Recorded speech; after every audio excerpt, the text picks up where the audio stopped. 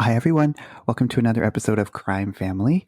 This week, we'll be talking about the horrific and incredibly sad case of the 2009 Taconic Parkway car accident. It's quite unique because it's not your typical true crime case, but it's the story of how, on a sunny afternoon in July 2009, a car drove the wrong way for nearly 2 miles on a crowded New York highway, resulting in a fatal head-on collision that took the lives of 8 people, including 4 children. The events of the hours leading up to the deadly crash and the autopsy reports that came out after the fact revealed a devastating truth. So with all that being said, let's get started.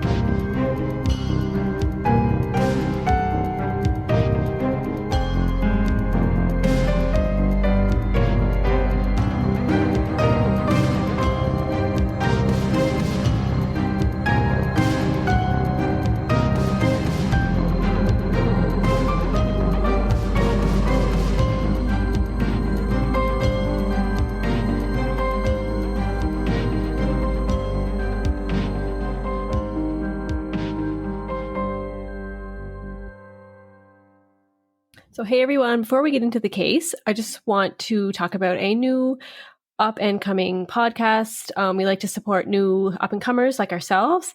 We just want to let you know about a new podcast called Theory One, hosted by Cassidy Brown. She talks about true crime, conspiracy theories, and urban legends. Who doesn't love a fresh perspective on a good conspiracy theory? If you're interested in hearing about her perspective on some well-known cases like Jeffrey Epstein and Area 51, go check her out at Theory One. Hello, friends, family, and enemies. I'm Cassidy, the host of Theory One, and Theory One is a podcast that talks about true crime, the paranormal, and conspiracy theories.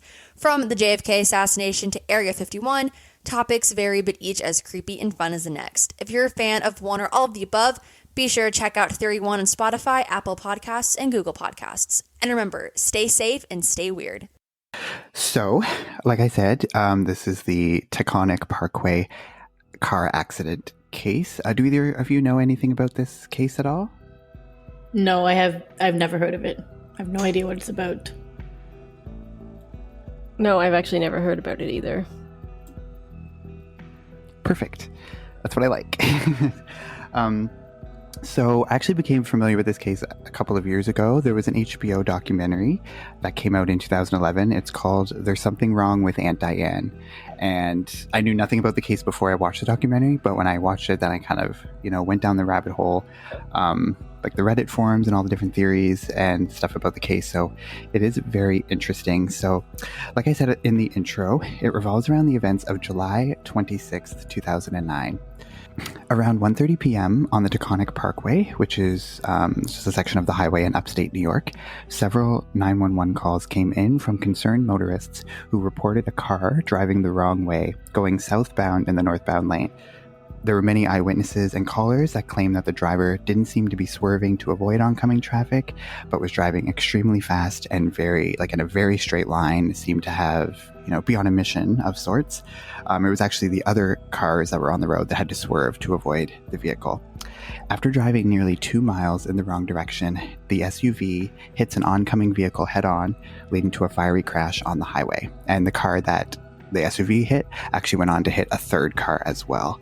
So it was a 3-car collision in the end. Once emergency personnel arrived on the site, it became clear the gravity of the situation as there were multiple casualties.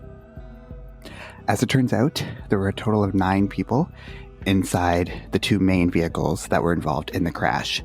5 of these 9 people were children. And tragically, 7 were pronounced dead at the scene, and 2 were taken to local hospitals, and only 1 person survived the ordeal, and this was 5-year-old Brian, who was the son of the SUV driver, Diane Schuler.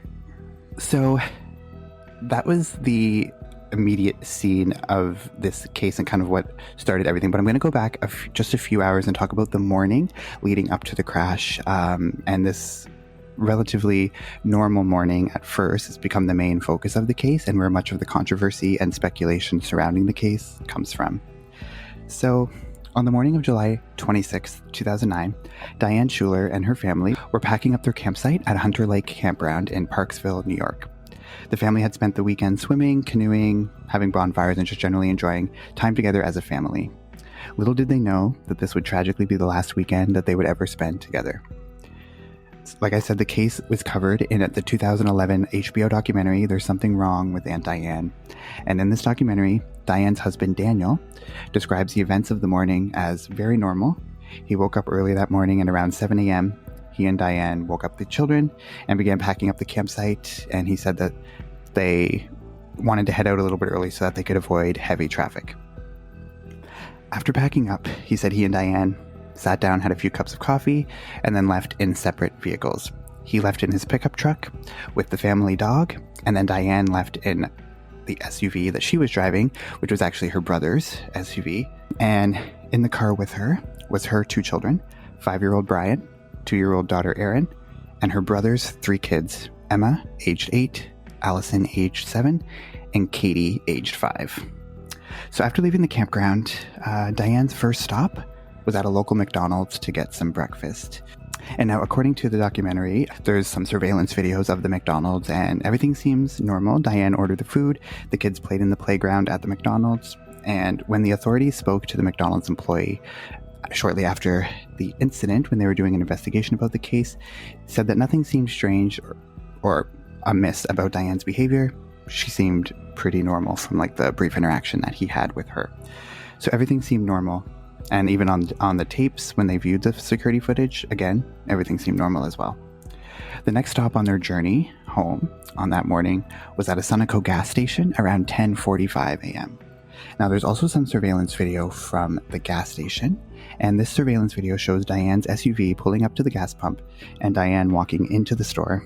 And footage from inside the store shows Diane speaking to the clerk very briefly and then walking out. When authorities spoke with this clerk during the investigation, he says that Diane was asking for some over-the-counter pain medication, specifically Tylenol, but the gas station did not sell any. So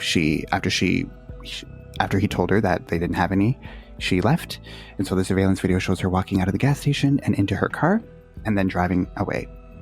So there's a YouTube video by Dr. Todd Grande, and in his YouTube channel, he talks a lot about different cases, and he talks about like diagnoses or medical conditions that people might have, or like psychological things.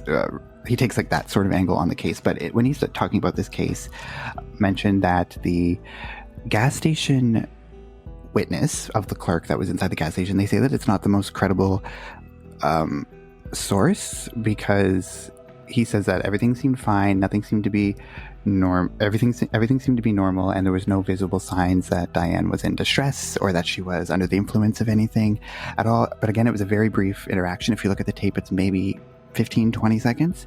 And he also found it's also very odd that the gas station would not sell Tylenol or anything. Like, I feel like that's something that always is at a gas station.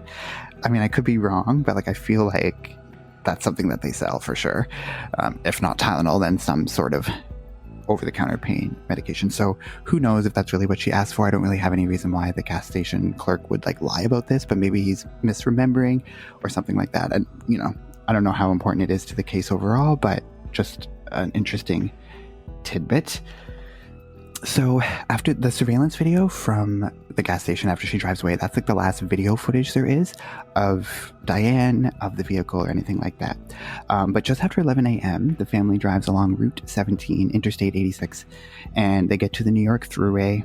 They go across the Tappan Zee Bridge, and according to reports, there were several witnesses who reported seeing this red minivan driving aggressively at this time. She was tailgating aggressively, she was flashing her headlights, honking the horn, and moving in and out of traffic. She was, swerving in and out of cars and into different lanes of traffic. And in the documentary, they actually interview the motorists of one car that said that she was tailgating them and they were bracing themselves for impact because they were sure that she was going to hit them. And then he also says that at one point she tried to pass him on the shoulder of the road, but then when she wasn't able to, she just like got right back in behind him. So like just an aggressive driver. But also in that video by Dr. Todd Grande, he also mentions that like New York drivers are kind of like notorious for their aggressive driving. So no one actually ended up calling the police or 911 or anything about this aggressive driver because they just thought it was, some person who was just a terrible driver, who was like a risk taker. He just talks about how like in different cities or different states, they have different tolerances. Like, and New York wasn't necessarily a state where they would be super alarmed at somebody driving super erratically because it was kind of a common occurrence. So there was no police that were alerted or anything of her driving at this time. And then the case kind of takes a turn when at 11:37 a.m., Warren Hance, now this was Diane's brother, and he's actually the father of 3 of the little girls that were in the car, receives a phone call from Diane.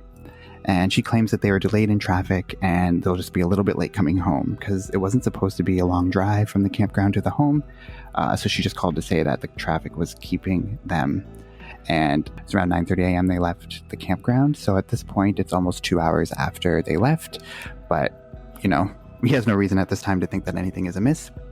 And then 8 minutes after this phone call, witnesses allegedly see Diane on the side of the road with her hands on her knees, and she's kind of bent over as if she was vomiting, getting sick.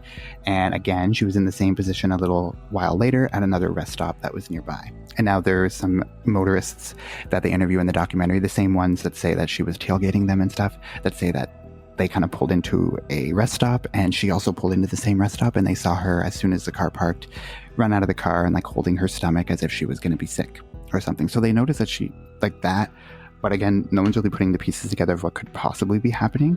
All they know is that this woman seemed to be, not driving in the safest manner. And then when we look at the phone records of her cell phone as well, 12:55 p.m., there was a wrong number that was dialed from her phone. And then at around 1 p.m., Warren Hance, again Diane's brother, received another phone call, but this time it wasn't Diane on the other line. It was from his daughter, who claimed that Aunt Diane couldn't see properly and she couldn't speak clearly. She was worried about her behavior and something was going on. And this is when she says, "There's something wrong with Aunt Diane," which is the title of that documentary. That's why it's called that. But that's like one of the main things that she says in this phone call. So Warren did briefly speak to Diane herself, who also said that she couldn't see or speak clearly, and she claimed to be disoriented. They do mention that she sounds disheveled and disoriented. The call ends abruptly after 2.5 minutes.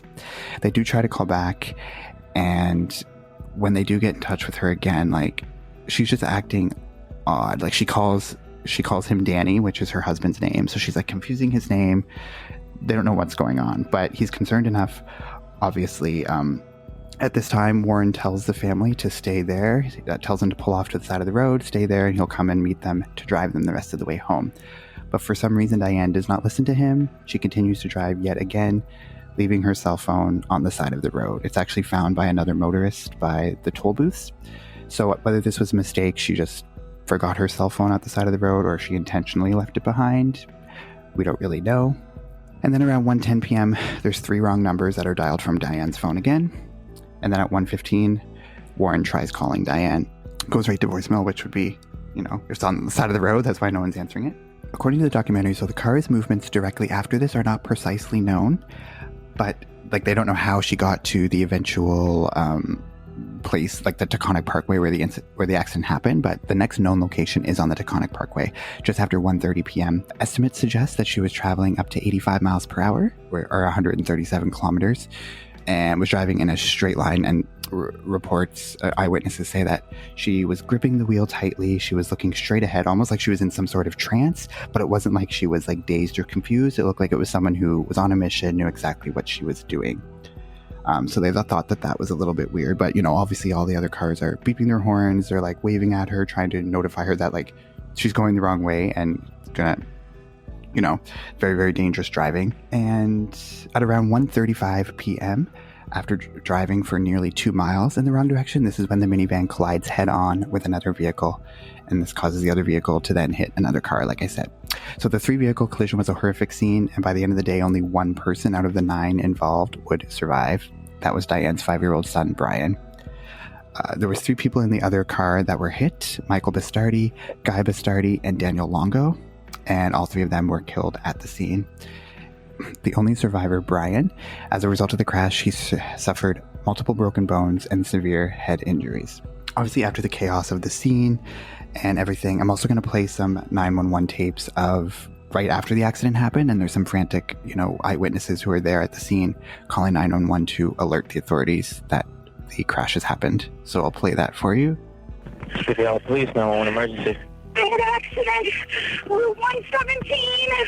Route 117. What is this? Pleasantville Road? That's 9. Ma'am? They died. Wait a second. I'm not Route 117 at Taconic? Okay. Yeah. Okay, are there any injuries? I really don't know. Hold on. Let me check it out. Hold on. Hold on. Thank you. Honestly, hold on. I really don't know. Yeah, there are. There's like little kids. The kids not moving. There's a whole bunch of kids. Honestly, the car smashed. Okay, I'll call. After the chaos of that day, the investigation that follows into like what exactly happened, this is kind of what brought the case into national attention. So they did a toxicology report of Diane, and the toxicology reports came back and concluded that at the time of the crash, Diane had both alcohol and THC, which is the active ingredient in marijuana, in her system. Her blood alcohol level was reportedly 0.19%, which is 2.5 times the legal limit, or almost 2.5 times the legal limit, which was 0.08. The medical examiner also concluded that it would have been the equivalent of approximately 10 drinks for someone of Diane's height and weight. So a significant amount of alcohol. So suddenly the case turned from an incident of an innocent accident to a story of where an intoxicated mother recklessly killed 8 people, including herself. However, the family, like her husband and her sister-in-law, who are heavily featured in the documentary, they're adamant that the toxicology reports could not be accurate. He claims that she barely ever drank and was in no way an alcoholic. He says that it would have been impossible for her to have been intoxicated to that extent because it had not aligned with the person that he had known for years. They were together for about 13 years. In fact, the family had even went so far as to hire a lawyer and a private investigator with a goal to contest the toxicology reports. They wanted to do further testing and to see what could have possibly happened because they did not believe that this could have been the case. Do you guys have any initial thoughts right out of the gate? I was just gonna say you can't really fake a toxicology exam. If it's in your system, it's gonna be in your system. So this whole situation seems really odd. First, how did she even get to go the wrong way on such a big highway? Because she said she went through toll booths, right? So at one point on her journey, it wasn't right before that, but it was okay, but still at some point. That was where her phone was left at the side of the road. To get on the highway, to go the opposite directions, would be really hard to do, especially in New York, so it's a big highway.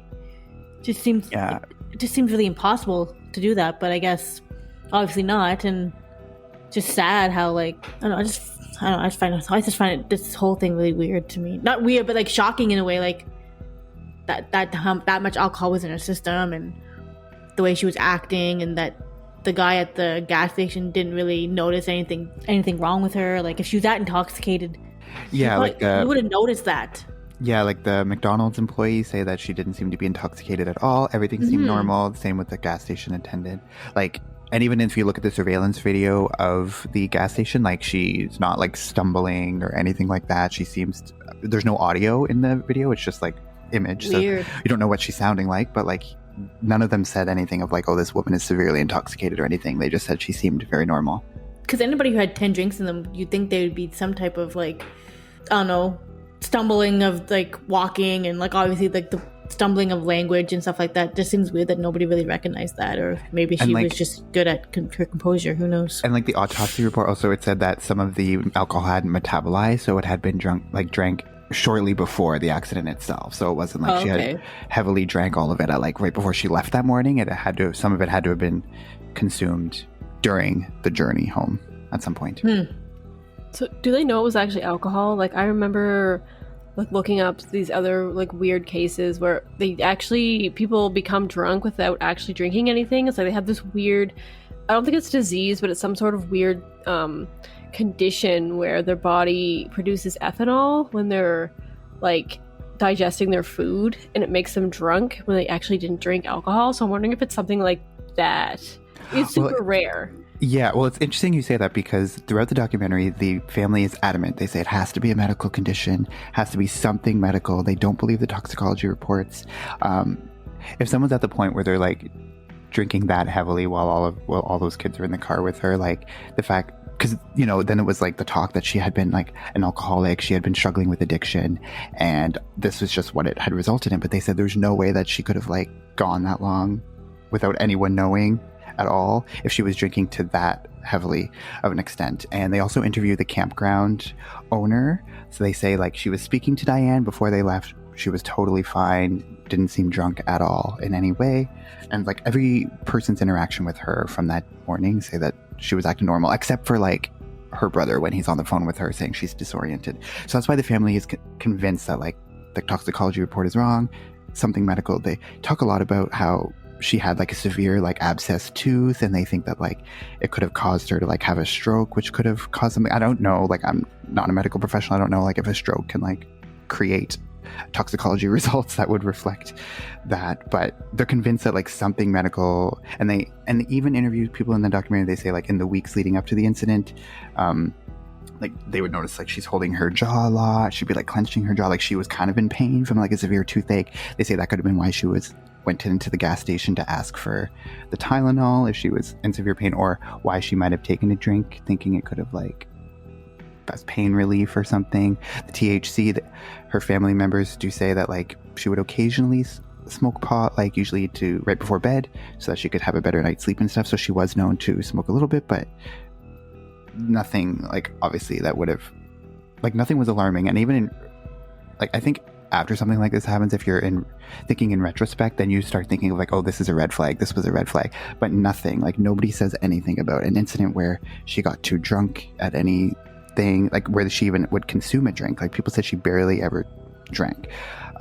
So the medical theory, like Katie, you were thinking like could be something that was legitimate. However, at the scene of the crash, inside the car, they did find a broken bottle of vodka. It's a 1.7 liter bottle of vodka. So that leads everyone to think like obviously she had the alcohol in the car with her. She was drinking in like the months and like the year after the incident when like this case was all over the news and stuff. So her husband Daniel did go on a lot of talk shows with his lawyer. He went on Oprah. He also went on Larry King talking about it, and they're questioning him like, how do you explain the vodka bottle in the car? How do you explain the toxicology reports? And then he had a story saying that they had one bottle of alcohol between the two that they would transport from their camper to home for like the whole summer, because neither of them were big drinkers. So like they would have one bottle of vodka that would last like the whole summer. They would have like a drink maybe on occasion. So he said that like they would transfer that one bottle back and forth in the car. So he was saying that it could have possibly been from that. Now obviously the bottle was shattered in that on impact of the car, so we have no idea like how much was in the bottle at the time of the crash, but her blood alcohol was 0.19, which was 2.5 times the legal limit. So I mean obviously like Steph said, you can't really fake stuff, like you can't fake a toxicology report like that unless it was something medical like Katie had said. But in the documentary, the family of the 3 older men that were in the other car that were struck by Diane's vehicle, they say they're very angry at Diane's husband and the family for going on like national TV and saying that like she wasn't drinking, that they basically say that they're in denial, and that it's like causing like this pain to be drawn out for them because they're bringing it all up and they're trying to like be in denial about the fact of what was really going on versus just like admitting to the fact that she made a mistake and she was driving under the influence. In the documentary, they speak to Diane's sister-in-law, Jay, and she says that because Brian was the one survivor of the accident and he had to have like a lot of physiotherapy and therapy over the years after the crash, but he said that his one story has always been consistent since like the day of the crash, and after said that mommy's head hurt, she couldn't see. That's what he would keep repeating. Mommy's head hurt, she couldn't see. So he knew that something was happening with her head. Obviously she was disoriented when they spoke with her on the phone, saying that she was calling her brother by the wrong name and all that stuff. And in one of the phone calls, you can hear the kids crying in the back seat. The documentary also says that none of them were in the car seat. So one of them was only 2 years old. none of them were in a car seat or anything like that. I just find it, I don't know, like, it's such a weird thing to think that, like, it's not, it's like a huge horrible accident, but it's not, it's just something about this case that's not just your typical crash, because there's kind of theories that ended up going around, like, one theory was that it was something medical. Another theory was that it was just an accident, like she overestimated how much she could drink. She like mismeasured and ended up drinking way too much, and like that mixed with the marijuana, like had a concoction that just intoxicated her heavily more than she planned for. And then the third theory was that it was actually a planned and deliberate thing, and she just drank the alcohol so that she could get the courage to go through with it. It was something that she wanted to do, and she just knew that like if she had the alcohol and she lost her inhibitions, that she would be able to go through with it without backing out. But it seems like a very, very extreme thing to do. Like if she did have suicidal thoughts and she wanted to do this, I feel like there was a way to do that without killing 5 kids that were in the car with her and then 3 people in the other oncoming vehicle. So the family does do the investigation. They do more toxicology reports. They also go through a lot of legal stuff with their lawyer. Like they pay all this money to their lawyer up front, who then kind of, or not the lawyer, the private investigator, who then like kind of disappears, doesn't return their phone calls, all that stuff like that. And he claims that they did do tests. They interviewed like family friends and family history, and all of the money that they paid went towards that. Even though they were hoping that the money would go towards like paying for new toxicology reports or new tests. So they do new tests, and the new tests confirm the same thing as the original ones. That the blood alcohol level was the same, the THC levels were the same, and everything. I find it weird that one of the theories is like, oh, maybe she just like drank a little bit too much. But like, if your blood alcohol level is that high and that's like 10 drinks, like any reasonable person would be like, yeah, that's a bit too much for me to drive. Like, did she maybe have like a history of alcoholism? Because maybe she was an alcoholic in the past, and maybe her family like just didn't know about it. Like her husband, and then, you know, just maybe something just tipped her over the edge, and she just wasn't able to stop drinking that day. I don't know. That's like one theory, but I feel like drinking that much by accident is just not a thing. Yeah, and that's the thing. When you look into the family history, or when they spoke with family friends or husband, they say it was a rare occasion to ever see her drunk, ever. Like, she wasn't really a drinker. She had no history of alcoholism or anything like that, or at least that they knew of. And that's why Daniel was so adamant that it couldn't have been, like, the toxicology reports couldn't have been true, because he's like, there's no way if I'm living with somebody that closely for 13 years that I wouldn't have noticed something. And, you know, like, sometimes people who are having alcohol addiction, like, they will hide like liquor bottles in the house, and they will like, but nothing ever was found. Yeah, like some people are functional alcoholics, right, where they can like almost live a completely normal life, go to work, but they're actually, you know, like a closeted alcoholic, but that's how they function. They can drive to work, drink at work, nobody notices because that's just who they know them as. And then I'm thinking, like, did they ever do like an autopsy on like her organs, and like did they see that maybe her liver was really deteriorated from years of drinking that she was hiding from everybody? That's, I think, a good step. Yes, so I was actually going to get into that. You asked the question at the perfect time, because it's like right segue into it. But yes, I just have a question before you get into that. Like, or not question, just like a wonder. Like, I'm wondering, like, because before you said like about the children not being in their car seats, I was thinking like, oh, maybe it was an accident. Maybe like she had a stroke or something happened and she actually did not mean to do that. But then when you said those children weren't in like a booster seat or like a car seat, then I'm thinking, okay, well, maybe like obviously she had something planned, because they would be in their car seat before they left the trailer park. Yeah, it was like something was happening before they even really started the car, right? 'Cause she didn't strap them in. So something was going on before she got in that car and started driving. That's what I'm thinking, because if they would have been strapped in their car seats, if nothing was gonna be planned or nothing was gonna happen, like they would have been strapped in the car seat. And if they were strapped in the car seat, they might have been alive. That might have been saved their lives, but maybe she didn't want them to live. I don't know. I'm not saying, that's just what I'm saying. Also, maybe though, like while they were, like, so the kids, like you'd hear kids crying in the background of the phone calls, like maybe the kids were kind of panicking and like getting out of their seatbelts and getting the other kids out of out of their seat so they could like try and escape or something. Like maybe they did that while she was driving. That's another option too. Yeah, and one of them was obviously concerned enough. She was the one who called her dad and said there's something wrong with Aunt Diane. Like, she can't see, she can't think clearly, like something's going on. She's slurring her speech, which is why the family thought, oh, maybe it was a stroke. Like, she's disoriented, she doesn't know what's happening.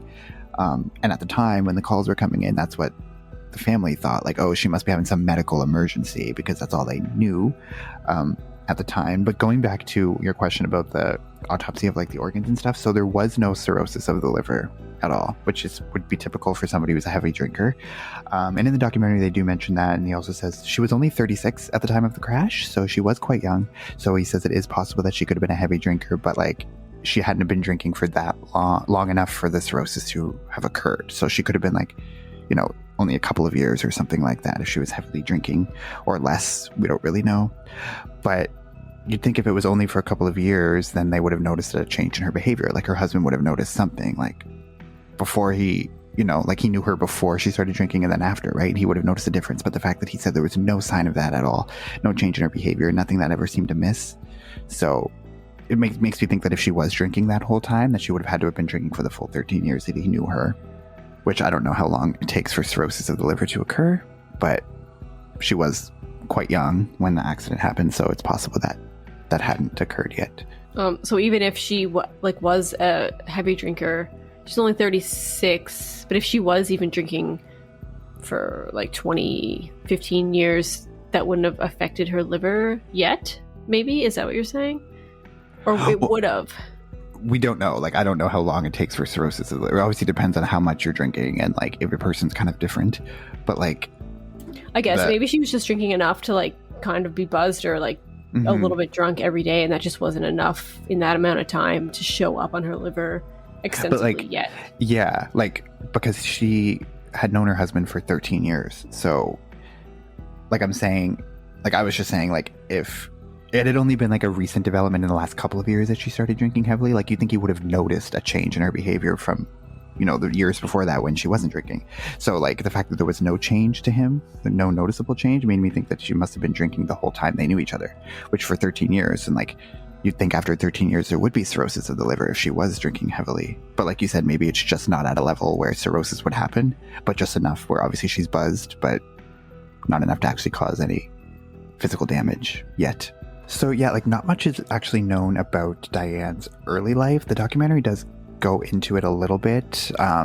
They say that Diane had 3 brothers, and she had a relatively normal childhood up until she was 9. And then when she was 9, her mother left the family, and it's reported or speculated, or at least by some in the documentary, that she had an affair with the neighbor next door, and that they had run away together, leaving her with her 3 brothers and their dad, and kind of made Diane take a motherly role at that time. She was taking care of her brothers, and she was being a very responsible early teen for the first couple of years. And they say that that's also because they say that one thing that stays the same throughout everything is that she was a really good mother. Like she was really, really caring for her kids and loved being a mom. And so they think that is kind of where that stemmed from. She had a very like nurturing, you know, that was her personality just from how she grew up and stuff. So like, and they also say that that could have been a big reason why she was so adamant that she wanted to be a good mom for her kids, because she knew the effect that it would have, because she knew that her mom had left the family and she knew what effect that had on her and her brothers. So she wanted to make sure that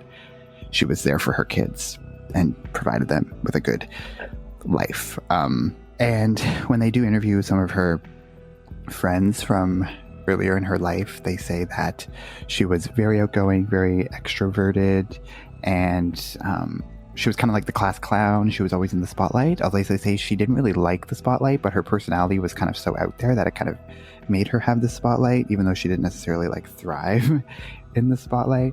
And they say that she didn't really like date when she was growing up and stuff like that. Like Daniel, who she eventually ended up marrying, was her one true love. They actually met at one of her friends' weddings. At the time of the accident and stuff, she had a really good job. She was making over $100,000 a year. She worked in like an accounting department for like a cable company. She was the director of accounting, and was making, you know, $100,000 a year. So people say that she was also kind of a perfectionist. Like she seemed to be like the super mom. She would kind of be like that person where you would think like, how does she have enough hours in the day to do all this stuff? She would, you know, pick the kids up, like do everything for them, iron their clothes, iron her clothes, iron her husband's clothes, and just like on top of also working full time. And she also still had time to do like hobbies and make all these like picture books of the kids for the family. So she was kind of like that perfect super mom kind of figure, and that's what everyone says about her in the documentary. Like, they're glowing about how perfect she was, but they say it could have been also a detriment because she was such a perfectionist that she felt like she had to be this sort of perfect mom. So that could have also been like a pressure for her too, like if she felt that she needed to like be on all the time and do all this stuff to perfection, it could have also put more pressure on her. And maybe that's why, I don't know if she just the pressure got to her or the stress got to her. Was she on drugs? No, like I don't want to say like in order to be a really good mom and work and be on that level you have to be on drugs, but maybe she like, was there any evidence that she's on prescription medication that maybe, I don't know, dosage changed, maybe she was like missed a prescription while she was like camping or something, and then she was trying to make up for that with alcohol and just drank too much? Like, that's kind of a possibility as well. Yeah, and like in the documentary they do actually get her medical records to see like they get her dental records, her medical history to see if any time that she went to the doctor, what medication she was prescribed. And there was at one time she was prescribed Ambien, but I think it was because it was like for a short period of time and it was like years ago. And it was when she got like a root canal at the dentist and she was on some medication for that as well. So she was not one to like ever be on a prescription for anything. She said she had some sort of like tooth pain or something. Maybe she was back on that because of that. And then she started withdrawing. Yeah, I mean, there was no record of that in her medical forms that they got. Like, all of the stuff that she had ever been prescribed before that was on there, but there was nothing. I think the last one that was on there, they said was like a year prior to the accident was the last thing that she had ever been. And they said, like I said before, that in the weeks leading up to it, friends and family were saying that she was like holding her jaw, like looked like she was kind of in pain or something like that. But she was also one to always be like, oh, I'm fine, it's nothing. Like, she was hesitant to take any like pain medication or anything like that. That's why also too they were thinking like the fact that she would stop the car, go into the gas station and ask for pain medication, like that's very unlike her, because she was always the type to be like, oh, it's fine, like whatever. So they said like something would have been so severe pain that like she couldn't, it's like she just had to get something. I was just gonna say, like, when I mean, this is just my experience.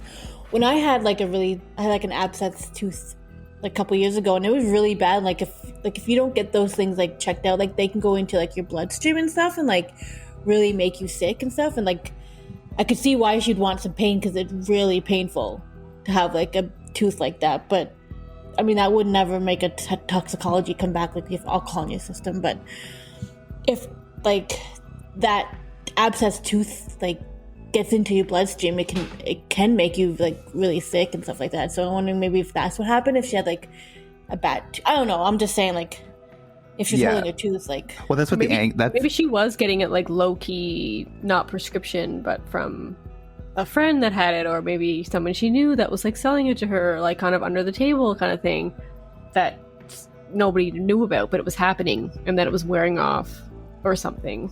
Yeah, and yeah, that's possible too. And like what Steph was saying with like the abscess and stuff, like that's the angle that the family members in the documentary take. They say like it had to be, they were so like focused on that tooth, and like they're like there had to be something to go wrong. Like that's why they were just desperate for other tests to be run. Like, is it possible for like that to cause like a blood clot or a stroke or something like that, because she's slurring her words and all this stuff. So also the journey itself from the campground to the house should have taken like, it ended up from the time they left to the time of the crash was 4 hours, which is way longer than it would ever normally take. So they did take kind of a weird route. It's kind of like she's taking these back roads going in circles. So it's like she doesn't even know where she's going. She's completely like, not. But I feel like if she was intoxicated, like she'd be swerving in and out of traffic. Like, yes, she went the wrong way, but she'd still be like swerving in and out of traffic. But you said she's going like a straight line, like on a mission. Like, yeah. Normally, if you're drunk, you're like, and not intoxicated, you're like swerving and like I said, going in and out of cars, like going from one side of the road to the other. Like, you're not going in a straight line. Yeah, and that's also too when they interview someone in the documentary, like one of the witnesses, he says that even though she was weaving in and out of traffic, it seemed to be like with precision. Like, it wasn't like this sloppy, like all over the place. It was like a very calculated, like very neatly going in and out, like as much as you can go in and out. So he said that it seemed to be very precise, even though it was obviously very reckless. But I feel like, I don't know, if she was a functioning, like if she was obviously like severely addicted to alcohol and she was like a functioning alcoholic, like maybe she had mastered it so well that she was able to drive, and like, but that's why some people think that it was completely deliberate, that she died, right? She died, yes. Okay. She died, and I guess everyone that's a died good point. except her one son. I was gonna say, yeah, I guess that's a good point. If she was like a functioning alcoholic, like she never did this before, right? This is like a random thing that had happened, so it wasn't like because she was an alcoholic, this is what happened. Something else was happening to her, even if she was an alcoholic. Even if she was secretly hiding her alcohol use, like this was still out of the ordinary from her normal. So like what happened to precipitate that? Because if she had been doing this for years and nothing like this had ever happened before, there was no, as far as I know from the documentary and stuff, like there was no signs of like depression or severe mental illness or anything like that. So it is kind of just a mystery as to, I mean, obviously the toxicology reports don't lie, so the alcohol is involved somehow, and tragic that ended up taking the lives of 8 people that day, 3 in the oncoming vehicle, and then 5 of the kids that are in the car, and herself as well. And like the documentary is really, really sad. Like they interview like people who were like there, like taking the kids out from the scene, and it's really, I don't know, it's goes a little bit too far. Like the documentary shows like Diane's body like at the scene, which is like a little bit graphic, and I don't know why they needed to show that, but they do. So it's really, really sad part of the documentary when they show all of that and talk about all that.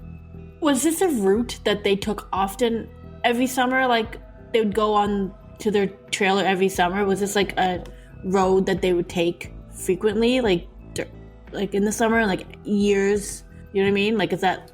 I don't know. Like, I don't know anything about. Like, they don't say if like they had been to that campground all the time before or anything like that. So I don't. Because it would kind of make sense if she kind of got disoriented and she didn't know where she was going. If that was the first time they were coming back home from that campsite, maybe she just got lost because she didn't know where she was going.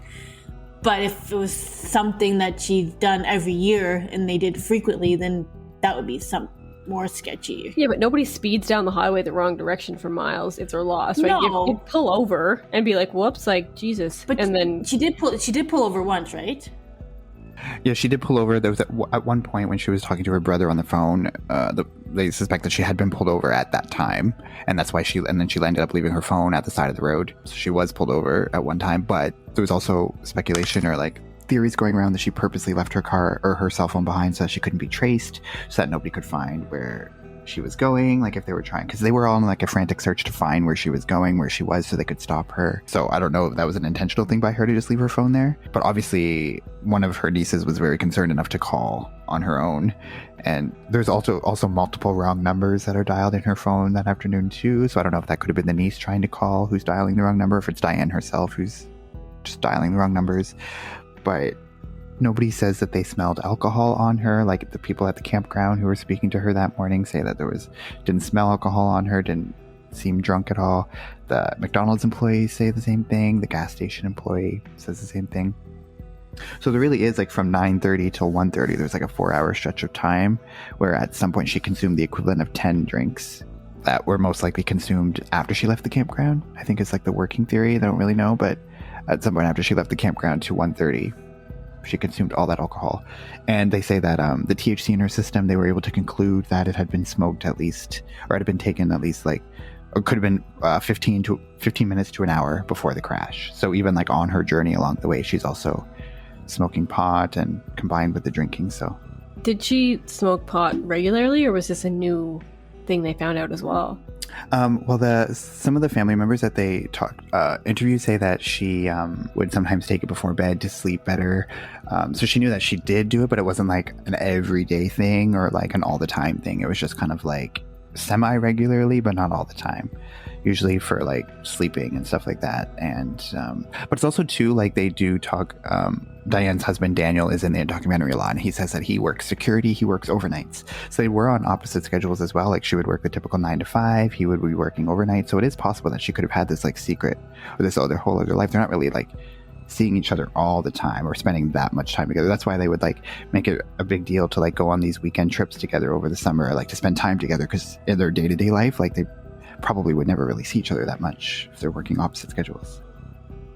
I was gonna say, like, to me it's hard to believe that it was like I want to say like a murder-suicide, because I feel like, I won't say better way of doing that, but like maybe not have so many people involved. Like I feel like if you want to kill yourself or whatever, there's a better way to do that. I don't, like, this whole story just seems odd to me. It just seems like it seems like it could be an accident, but it wasn't an accident. Like, I don't know, it's really weird to me. I don't know, it's intriguing. Yeah, me like for some that's why reason. there's like multiple theories. People say like if you believe like the medical theory where it's like something went medically wrong and she wasn't actually drinking, which was like the family's stance, or if you believe that it was all an accident, like she just over calculated how much she could drink and like accidentally drank too much, and like then like by the time that she started to get really intoxicated, like it was too far gone, you can't go back from that. And then the third theory was that like it was very intentional, she purposely left her phone at the side of the road, like, and had this plan from the minute that she left the campground. I feel like there's another theory too, like maybe even if she had like sort of in her past she had a little bit of like mental illness, or maybe even not, maybe something just like broke mentally in her brain, in her mind, and then for her to kind of cope with that she was drinking excessively, and then that's just what led to this whole, I don't know, it's like she was just on a mission because of the way her mind was working, like something just flipped and that was something that was going on. And like the only thing like from her childhood that they do mention at all in the documentary is they say, like I mentioned before, how her mother had left the family when Diane was just 9 years old, but they say that her mother had tried to reach out to Diane and like have a relationship with her when Diane was older, and Diane was constantly like didn't want her in her life at all, didn't want anything to do with her, even though like Diane's brothers would have a relationship with their mother later on, but Diane would never talk about her mother. Like even when they're interviewing her husband in the documentary, like he barely knows much about her mother or like the situation regarding that. Like that's how little they talked about it. Or he's like, yeah, she never brought it up and I never pushed it, so I just knew that the mother had left and she never talked to her. So if she felt like I don't know if there was something there that we don't really know. Obviously you can't diagnose someone or don't know. I don't know, like I don't know, maybe. Yeah, I don't know how that plays into it, but yeah, like you said before, there was like these stressors that were kind of like mounting on her, right? And like maybe there was just something just got too much and just broke, and that's where she tried to treat it with this alcohol, and then things just kind of went from there. Because I feel like it doesn't seem like this is something that someone would do intentionally if they were trying to commit suicide, like Steph said. Why put that many lives in danger and like drag it out like this, right? Like there's just other ways she could have done it if that was her goal. Yeah, and people say like the one consistent thing, and they always say, is she was a loving mother, she loved her kids, and she has her 2 children in the car with her and her 3 nieces. Like, yeah, if she did have the plan to commit suicide, why did she have to do it with 5 kids in the car with her? Like she could have like taken them home, then left again on her own in the car if she wanted to, right? Like I have a hard time believing that she's like just this evil woman who wanted to kill these 5 children and herself. Like I don't really buy into that theory, so I don't really know if I don't think it's an intentional thing. If I had to choose, I don't think it's that. I think it might be just she was maybe like super stressed that weekend and she just took a little bit too much and kind of misjudged. Like when in that part of the documentary when they're talking about it, she says like maybe she just like was like taking swigs of the bottle, just misjudged, took too much, and like you can't really, once you take it really, like I don't know. And then she like got really intoxicated really quickly. And yeah, then, maybe she like just hit her all at once too late before she realized, like, you know, sometimes you feel fine and then all of a sudden it just hits you, like when you stand up or something, right? So like maybe that's what was happening. It didn't hit her until she was already in the car and it was too late or something. Yeah, and then at that time she's like, oh shit, what's happening? But like then you'd think like, I don't know, if she could pull off and like call someone and like stop. But the fact that she was, and like the witnesses that say like when she was driving the wrong way, it was like she was gripping the steering wheel, staring straight ahead as if it was like purposely, she knew where she was going, like she had a mission. Obviously they don't know because they're just like seeing her for the couple seconds that she goes by, but like to them that's what it seemed. It wasn't like this woman who was just like, you know, intoxicated and like going all over the place, all over the road, and like didn't know what was happening. It's more like she knew what her intention was. And it's really frustrating because like because she died. So it's like we won't really get to know what was going on. Like she's not alive to tell us and tell like them what happened. It's just so frustrating when things like that happen because you don't really get the whole story of what actually went on that day. Like what made her snap. Like maybe the kids were being kids in the back and being too loud and being rough and whatever, and she got like a mental breakdown and she just like couldn't take it anymore and whatever. Or I just can't see it being intentional. Like I feel like, I don't know, I don't think she meant to, is what I'm getting at. Yeah, to me, I don't think it was intentional either. I feel like there was like multiple factors kind of multiplying all into this one event that happened. And so much about this case is also speculative too. Like there's so much we don't know. The only things that we do know is like that the alcohol was in her system. The alcohol bottle was in the car at the scene of the crash. We have the surveillance videos from the McDonald's and the gas station. And then all of like the phone history where she's calling her brother and all of that stuff. And then like eyewitness testimony of like her erratic behavior and stuff. So like that's what we know. But then everything else kind of in there is totally speculative. And I feel like the documentary kind of follows her husband and her sister-in-law as they search for like trying to get this new tests done and trying to like come to a conclusion of proving her innocent, clear her name, because they're just, angry that her name has been slandered all around when they don't for a second believe that. And then there's like obviously on the other side, people say no, they're just in denial. They don't want to admit that she was really drinking. They're just like lying to themselves, and they've kind of believed it themselves that it wasn't happening. So I don't know like which side to take, because like I said, there's so much that's unknown in the case. So Jackie and Warren Hance, which were Diane's brother and sister-in-law, they were the parents of their three daughters were in Diane's car and they all died. They declined to be interviewed for the documentary, so they kind of just want to distance themselves. They didn't really want to be a part of the documentary or anything like that. However, they did start the Hance Family Foundation after the fact, and they're trying to honor the lives of their three daughters, and through initiative self-esteem educational programming is what their goal is. So they do like programs in school to help self-esteems of young kids and teens and stuff like that. So that's kind of how they're trying to honor their three daughters after the fact. But as for the documentary and stuff, like they weren't involved in that. So I don't really know what their thoughts are, like what their theories are, but that's Warren, that's his sister. Diane was his sister. So I don't know what he's thinking. But I kind of don't blame them for not wanting to be involved in documentary. Like, why bring up tragic memories of something you just want to try to like move on with your life and try to like to me, like I don't think I would want to be in documentary. Like I wouldn't want to relive that day over and over again. So I kind of don't blame them for not wanting to be in it, but it would be interesting to know what he thought about the whole idea though too, like about his sister. So yeah, I can kind of see where they're coming from too. It's like you don't have answers and you're not going to get answers really by being in this documentary. So I kind of see both sides where obviously her family is on her side saying, this really wasn't intentional. I feel like it wasn't intentional. Just from what I know, I feel like something did kind of snap or something happened that was a mistake or that was just mental. And the other victims, of course, they feel like the family just is in denial, but because they want someone to blame, right? They need to be like, somebody needs to be held accountable. And I can see both sides for sure. It's definitely super painful for both sides. yeah, and like the family of the three men in the other car, they say that they've forgiven Diane. Like that's not their battle. Like they're not going to spend the rest of their lives like angry at this woman who's also died.